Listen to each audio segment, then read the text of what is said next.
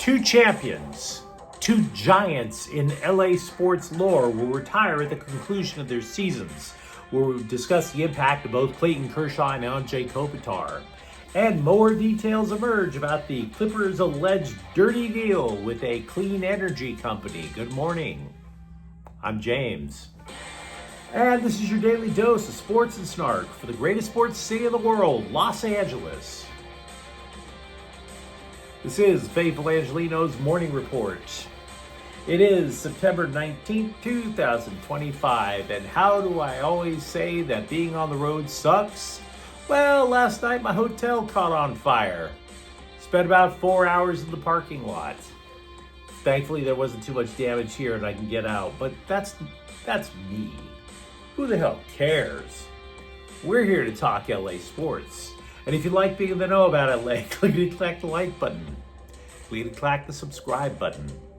There's a notification bell. Hit that. It'll let you know when we drop an update. Sharing is caring. Let people know we exist. And by all means, comment. Now, before we go through the news and notes, a quick look at the scoreboard. Dodgers 2, Scum Francisco 1. The Dodgers' magic number trimmed to 6. And Angel City FC tied Washington 2-2. Meanwhile, today, Scum Francisco is again at the Dodgers. First pitch is at 7. What do you say we get to the news? Because it is truly a bittersweet day to be an Angeleno. Certain players, they make you wonder about things bigger than a game, a season, when news of their impending retirement looms. Where do you put Clayton Kershaw? Where do you put Kopitar? Are they on the Mount Rushmore of their particular sports or their particular franchises? Are they top of the heap for said franchises? Now, we have time to ponder it, if only for a few weeks with Kershaw. Yesterday, the Dodgers announced a 3-time Cy Young Award winner, MVP, 2-time World Series champion, 11-time All-Star, 5-time National League ERA champ, 3,000 plus strikeout artist, will retire at the end of his 18th season. Tonight will be his last regular season starting at Dodger Stadium. And yes, there will be most definitely win one for Kershaw battle cries that are going to echo for the rest of the Dodger title defense. Because, yeah, he did get a ring, but you might recall last year he couldn't participate in the World Series because of surgery. You want people like that to go out on top because throughout their career, they were on top. So where do you put him? You certainly put him in the Hall of Fame. He's eligible in 2031. That's a sure thing. Where do you put him in Dodger lore? These are the things that people like Kershaw make you wonder about. History. Because the Dodgers have, I would argue, unprecedented history when it comes to starting pitching.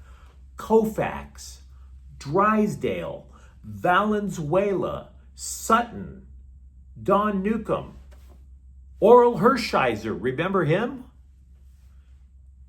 You think about being placed among those names. It's mind-boggling to consider where Kershaw would land. Now, his 18 years in Dodger Blue go beyond just pitching. He tied Zach Wheat and Bill Russell for the most years spent as a player with the franchise. You also likely know that injuries had slowed him down in the last couple of years. The dude couldn't make the postseason run last year, which is probably why he returned for 2025. That, along with getting his 3,000th strikeout.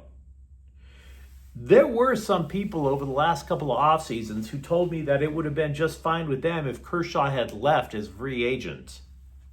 And to be frank, that never sat well with me. If anyone in Dodger history should go out on his own terms, it is Clayton Kershaw. He was there for the Frank McCourt fiasco. When the Dodgers would fall short in October for years and years, he was the public face of our own heartbreak. He wore that on his sleeve just as much as we did. For that matter, even though he wasn't a crap talker, because he was the face of the franchise, he was the target of other teams' ire, of other teams' insults, whether they were deserved or not. And spoiler alert, with Kershaw, they weren't deserved. Slime Diego. They targeted Clayton Kershaw, even though he wasn't talking crap about them. And because of that, Kershaw represented the best in us. So as for the here and now, Dave Roberts said it's a lock that Kershaw will be on the postseason roster because duh. But they don't know the role. If Kershaw's coming out of the bullpen, you're going to be looking at a roto of Yoshinobu Yamamoto, Blake Snell, Tyler Glasnow, and probably Shohei Ohtani. So for the roster, you don't know where Kershaw goes. But among the pantheon of all-time greats, where do you put Clayton Kershaw? And I realize that Kings hockey will never eclipse Dodger baseball. I love the Dodgers. I love the Kings. I understand.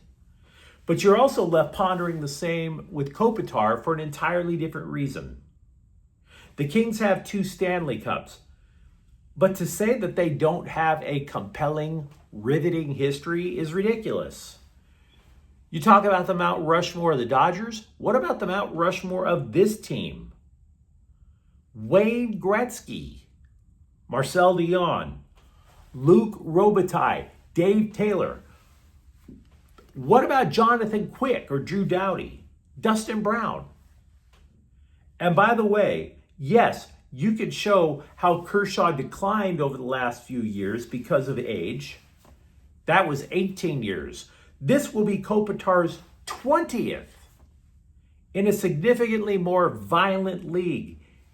And I would tell you he's every bit as effective now as he was during the Kings Stanley Cup runs more than a decade ago.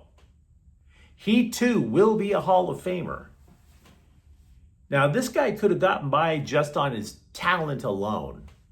But upon the urging of former coach Darryl Sutter, he eschewed always going for the offensive stats so that he could become the most effective two-way player in the game. The most effective two-way player in his generation. Kopitar is second all-time in franchise scoring, 1,278 points. Leads the franchise with 1,454 games played. He's 30 points away from breaking Marcel Dionne's team record in most points, 1,307. Third all-time in franchise goals behind Luc Robitaille and Dionne. Leads in assists. But more importantly, we all know who Wayne Gretzky is. You could go to undeveloped third world countries. You could go to places that are absolutely uncivilized and they know who Wayne Gretzky is. But you look at Wayne Gretzky and you say, that guy is going to lead us to a Stanley Cup, right? Gretzky sure as hell accomplished a lot. He made the Kings relevant for the first time. You know, the Kings were around for decades. Nobody pretty much cared. Not only did he make hockey in Los Angeles viable, but as the saying goes, he made hockey something people wanted to watch across the Southwest. There are no Anaheim Ducks without Wayne Gretzky. There are no San Jose Sharks. There's no Utah Mammoth. But here's the thing. For all the amazing things that Gretzky accomplished, he didn't get the Kings a Stanley Cup. Kopitar led the way to 2. Now, the hits were becoming more frequent during the offseason. Kopitar's in the final year of his contract. It's considered an NHL landmark to play 1,000 NHL regular season games. This year, barring injury, he will pass 1,500. 1,600 if you count the playoffs. Only 15 forwards in the entire history of the NHL have been that strong. And only 2 others have done that with one team. And that's remarkable. So the best thing I could say is trite. It's cliche. Enjoy these two men doing their thing on the field or the ice while you can.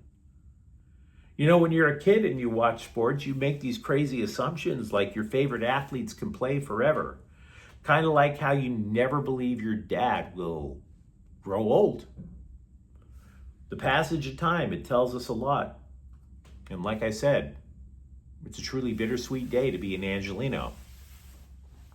Let me know what you think in the comments thread. Meanwhile, more naughty details about payments that were allegedly used to end run the NBA salary cap and go to Kawhi Leonard. Those reports have surfaced, according to a former ESPN reporter who originally broke the story on the Clippers scandal. The total appears to have reached $118 million in the span of a year and a half. Now, of those contributions to make a greener future for us all, 3 installments of prepaid carbon credit purchases from the Clippers in 2022 totaled 56 mil. 56 mil. Those payments were made from April 1st to June 17th of 2022. And by the way, they aligned pretty damn closely with Leonard signing his deal with Aspiration and the due date of his first quarterly payment. A $32 million purchase of carbon credits was made April 4th. It was the same day Leonard signed his endorsement deal. So, what did the Clippers do? Deny. They repeated their claim that Steve Ballmer, who made these wackadoodle investments, was just a simple dupe. What a maroon. An innocent stooge who had no idea this Aspiration was a shoddy company. That's their claim about the former CEO of Microsoft. What a maroon. Ballmer's defense, defrauded by a green energy startup. But this investment was made, by the way, well after Aspiration's troubles began. And all of those problems, we can't pay our bills. All of those problems had to be disclosed in the contracts. And yet Ballmer did it anyway. Why? Why would they? The timeline doesn't make sense. The last time Ballmer invested in Aspiration, the company disclosed it was in default. And yet Ballmer paid $23 a share in the company, which was more than double the price that he initially paid in 2021. But hey, circumstantial evidence. Am I right? Am I right? We mentioned yesterday the Chargers worked out defensive ends Clelin Ferrell and Rashad Weaver. They have signed both, put them to the practice squad. So there's that. They're taking a flyer to see if either one of them could do anything, like 1/10 of what Khalil Mack could do. And LAFC has extended midfielder Timothy Tillman through 2028 with an option for 2029. But you let me know what you think in the comments thread. Talk to me, for example, about where you put Clayton Kershaw or Angelenos Kopitar in their respective teams' histories.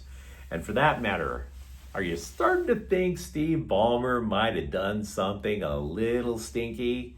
And if you enjoyed the update, don't forget to subscribe to Faithful Angelenos. We're talking sports every single day here. Thank you for watching. I'm going to get out of this place before the roof collapses. I'm James. We'll be back tomorrow. Faithful Angelenos is a Kian Cortel Queso production. Take care.